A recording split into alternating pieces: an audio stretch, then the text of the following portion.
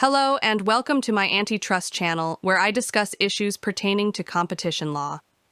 In this video, I would like to explain how and why we ended up with the epic cases you know as Post Danmark 1 and Post Danmark 2. I think most, if not all, members of the antitrust community know of these cases, and how the Danish postal incumbent, Post Danmark, has clashed with Article 102. This has generated notable cases as Post Danmark 1 and Post Danmark 2, but all stories have a beginning and sometimes even a moral. I hope to provide both in this video, as Post Danmark is more than just a serial infringer. As I shall explain later, it is a company struggling to acclimate itself to a liberalized environment and shifting away from a dying business case. In my presentation, I assume you are familiar with Post Danmark 1 and Post Danmark 2 and the principles emerging from these. Moreover, my presentation pertains to decisions taken 2 decades ago and how these led to 2 epic cases and Post Danmark's financial collapse in 2016. Post Danmark had been renamed into Post Nord and is, in many aspects, a different company today, not only commercially but also in terms of compliance. I will only refer to Post Danmark to simplify things and underline this transition. All antitrust cases have a story involving a company that has infringed upon competition law, in this case, the Danish postal incumbent Post Danmark. However, in the case of Post Danmark, a much deeper story is largely unknown, but it has many essential lessons. In particular, on the embedded shortfalls of a narrow application of Article 102, only condemning actions that fail to pass the AEC test. Under the AEC test, we will only intervene if the price can foreclose an equally efficient competitor. However, pricing above this level can be anti-competitive, as the AEC test is not designed to account for multi-product companies. To some extent, these can shift costs between different areas, making them look artificially efficient under the AEC test. As I will explain later, did this happen in the case of Post Danmark? Over-reliance on the AEC test can have much more profound consequences. Multi-product companies that persistently fail to recover costs somewhere in the organization will eventually collapse financially. Usually, we don't care if a company collapses due to bad business decisions, but in the case of state-owned undertakings like postal operators entrusted with services of universal interest, the state will typically intervene before this happens, not by correcting the failed commercial strategy, but by pouring resources into the company, often allowing it to continue its broken pricing strategy. Going forward, it would be plausible to see the same development in other countries, why Post Danmark can provide guidance on what to expect and what to police for. Before we can look into Post Danmark, we need to talk a little about costs, and how failure to cover these when pricing can be highly anti-competitive. In antitrust, we usually focus on those costs that are variable and fixed, often as an average, explaining why we refer to average variable costs and average total costs. We also have a hybrid called incremental cost and average incremental costs, which would include variable costs and some attributable fixed costs. The idea is to focus on those costs that could have been avoided if a particular course of action had been avoided. Companies that produce and sell more than one product or service also have costs that are common and not attributable to a single product, but rather to the entire business. A form of common cost is called shared costs, which are more product-specific, not to one, but several, and thus unavoidable by terminating only one of them. Only by terminating the whole product line can these be avoided. In principle, some shared costs can be included in the incremental cost standard, but that is not always the case. If calculated, the standalone cost of a product would, therefore, be higher than the incremental cost of this, as common and shared costs are not included in the latter. In theory, a company would try to allocate some of the common and shared costs to the different product lines to better understand how the company is performing. In practice, this is rarely done. Correct cost allocation is often discussed intensely in competition law cases, marking the line between legal and illegal pricing. I have a separate video on the matter that I can recommend. This goes much more into detail about the different cost standards and how they are used in antitrust. Regarding the postal sector, the discussion on correct cost allocation has a twist as the matter is regulated by the adopted EU regulation. This mandates cost allocation to prevent the postal incumbents from undermining the EU's postal liberalization by anti-competitive pricing. Unfortunately, Denmark initially allowed Post Danmark to allocate all common and shared costs to letters requesting non-letters only to bear the incremental costs. This was initially not an issue as non-letters only accounted for marginal volumes, but as postal volumes gradually felt, matters changed. I will revert to the matter of cost allocation and falling volumes later. As already indicated, Post Danmark should be a well-known name to members of the antitrust community. However, Post Danmark 1 and 2 is only the tip of the iceberg. Over the years, Post Danmark has been the target of several investigations, generally ending unfavorable for the company. It would, therefore, be tempting to label Post Danmark as a serial infringer, and based solely on the number of cases, there would be merits to this. All these cases should not cloud the more pressing reality. Post Danmark is in reality a company void of a viable long-term business strategy. This follows from the complete collapse of its traditional business involving sending letters, as fewer and fewer rely on letters when communicating. The fall has accelerated but predates market liberalization, giving Post Danmark ample time to shift focus and commercial strategy. As explained later, Post Danmark failed to do this. In 2016, this resulted in a financial collapse and a need for reconstruction by the owners, including the Danish state. Understanding why this happened involves understanding how all products have a life cycle, where catchy titles sometimes are attached to the different periods, including cash cow and dog. Depending on the products, this cycle can be short or long. Fashion trends are, e.g., extremely short, and companies address this through innovation and development, where new products are introduced and existing adjusted incrementally. Meta's strong investment in the metaverse, e.g., serves to counter the fact that some of its offerings might not survive long, but if users successfully can be migrated to group-owned services, longevity at the group level can be secured. If anything is unusual about letters, it would be the extreme longevity of this. Letter distribution has been known since ancient times, and Post Danmark can trace its lineage back to the 16th century. This is an overview of the postal sector in Denmark in 2013, but I think it would cover all countries' postal sectors and thus provide a general overview of the postal sector around 2013 and probably also today. In the center, you find letters, the traditional bread and butter of a postal operator, and adjacent to these, several slightly different yet complementary products. An example is parcels, which, in principle, is just an enlarged letter. Another is express letters delivered by couriers, which are merely delivered faster than traditional letters. Magazines and newspapers are also a form of letters, but they might be more time-sensitive. Finally, we have unaddressed deliveries, such as advertising, often delivered jointly with ordinary letters.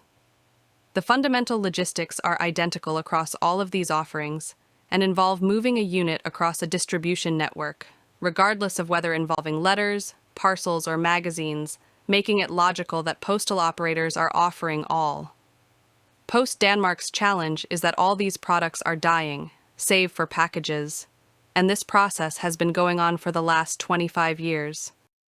The prudent move would have been to move the business away from being dependent on letters and in the direction of parcels, the only segment that is not dying. Post Danmark has failed in this and instead attempted to leverage its market power from letters into other segments, but as these segments also are dying, this has been a long-term, unsustainable policy. In Post Danmark 1, the target of Post Danmark's leverage attempt was unaddressed deliveries.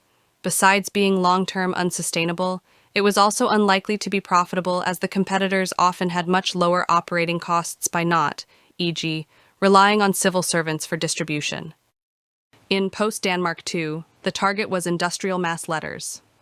That is, letters from e.g., banks to customers with standard information and thus largely identical content. Often, such letters would be pre-sorted and equipped with barcodes, allowing for machine sorting once funneled into Post Danmark distribution network. In its defense, Post Danmark referred to economies of scope and how these adjacent services only added marginally extra costs and thus could be priced at a marginal price. There are merits to Post Danmark claims, in theory, thus providing cover for pricing non-letters below the standalone costs. In Post Danmark 1 and 2, the prices had been below the standalone costs, and to defend this, Post Danmark referred to economics of scale and scope. The latter would relate to the joint distribution of, e.g., letters and non-addressed advertisements. Regardless of the merits of Post Danmark's claims, common and shared costs must be allocated to prevent anti-competitive pricing, and operators, such as Post Danmark, must cover these somewhere in the organization to prevent financial collapse. Until approximately 2014, all Post Danmark's common and shared costs were allocated to the letter area, and other areas were only called to cover the incremental cost. This partly explains why sending letters in Denmark was among the highest in Europe. Please remember that the country is flat and highly urbanized compared to Norway, for example, making it strange that prices were so high. This explains why the Danish government in Post Danmark 1 described Post Danmark as artificially efficient, and why the Danish NCA had applied an AIC plus cost standard when it was called to check if the prices were anti-competitive. This AIC plus standard was a hybrid that included a proportionate share of certain costs, common to both the letter and non-letter areas, besides the incremental costs related to the latter.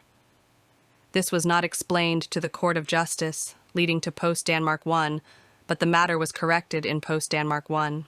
This does not mean that Post Danmark 1 is incorrect, nor that Post Danmark 2 is the superior ruling. The two rulings pertain to different situations. Post Danmark 1 established that, in general, the AEC test offers sound guidance on the ability to be anti-competitive, but from Post Danmark 2, it follows that the AEC test should not be applied in isolation. When confronted with multi-product companies' failure to account for this, could result in under-enforcement, where anti-competitive pricing is not condemned. As a state-owned undertaking entrusted with ensuring the universal availability of letter services across the country, this is extra problematic. Not only as the pricing might thwart competition, but also as politicians, rather than ordering the abuse terminated, would pour extra resources into the companies when faced with the financial consequences of the policy. What can be learned from Post Danmark's troublesome relationship with antitrust? First and foremost, leveraging monopoly power between activities is an eminent and persistent risk associated with multi-product companies. Misallocation of costs would often be the preferred vehicle for this. Secondly, leverage can be horizontal, as in Post Danmark 1 and 2, where the monopolization attempts were directed at neighboring services. It can also be vertical, where the target of the leverage strategy is the different legs in the distribution network. To understand the latter, we need to understand how a classic postal distribution network consists of 5 legs, each of which must be called to bear its direct cost. The first leg is called collecting. This involves moving letters from the public mailboxes to outbound sorting, and thus, the funneling of the letters into the distribution network. It should be noted that using the red mailboxes is limited to private letters. Industrial users would usually be requested to deliver the letters to designated places, and might also sort additional services, creating an earlier leg. The second leg is called outbound processing, which involves sorting on destination. Not on the final address, but in terms of the next leg. That could, e.g., be domestic versus international, depending on how the network is organized. Outbound processing takes place at a processing facility and is today largely automated. However, it can, from time to time, be relevant to engage in manual sorting. The third leg is called transport, and that essentially involves moving the letters between processing facilities, potentially in different countries or part of a country. The fourth leg is called inbound processing, which involves sorting on streets, etc. Inbound processing takes place at a processing facility that usually also handles outbound processing. The final leg is called distribution, and this is the physical delivery to the end user's mailbox. It's here you find the friendly postman doing his or her tour, and the bulk of the cost is associated with this leg. Traditionally, all legs would be provided by a single integrated operator like Post Danmark, but sector regulation has opened the different legs, and in some countries, competition has emerged, mainly in the first legs and rarely in the final. Misallocation of cost across the different legs of the network would allow the incumbent to leverage market power vertically. The price costs of each leg depend on many factors and would differ from country to country. However, it's generally accepted that the final leg is the most expensive, usually accounting for half of the total distribution costs. Leverage can also happen through misappropriation of state resources. In many countries, including Denmark, the incumbent has petitions for financial support to secure universal service of letters at uniform prices across the country. Packages are a highly plausible object for any commercially viable leverage strategy, which is why enforcers need to be vigilant and police against the misallocation of costs. Moreover, while letters are a dying business, the distribution network associated with distributing letters can be used for moving parcels. Therefore, the risk of leverage, including vertical leverage, is real. It's also essential to understand how leveraging monopoly power between dying activities is a fundamentally broken business strategy. And here comes the third lesson from Post Danmark's troublesome relationship with competition law. Failure to prevent postal incumbents from leveraging monopoly power can lead to more than the thwarting of competition. If unchecked, the operator could financially collapse as costs need to be recovered somewhere. Initially, letters served as a cash cow that could be milked, but gradually this option disappeared. Over time, Post Danmark's pricing policy became increasingly unsustainable as postal volumes dwindled. The third lesson pertains to the notion of being equally efficient under the AEC test. My experience is that dominant undertakings rarely are particularly efficient, but rather have inflated costs. In the case of Post Danmark, this involved relying on civil servants to distribute letters and failing to scale down operations to account for failing volumes in a timely manner. This picture is not from Post Danmark, but my visit to an undisclosed, highly dominant undertaking. And yes, it's a Porsche, and yes, it's green. How disgusting.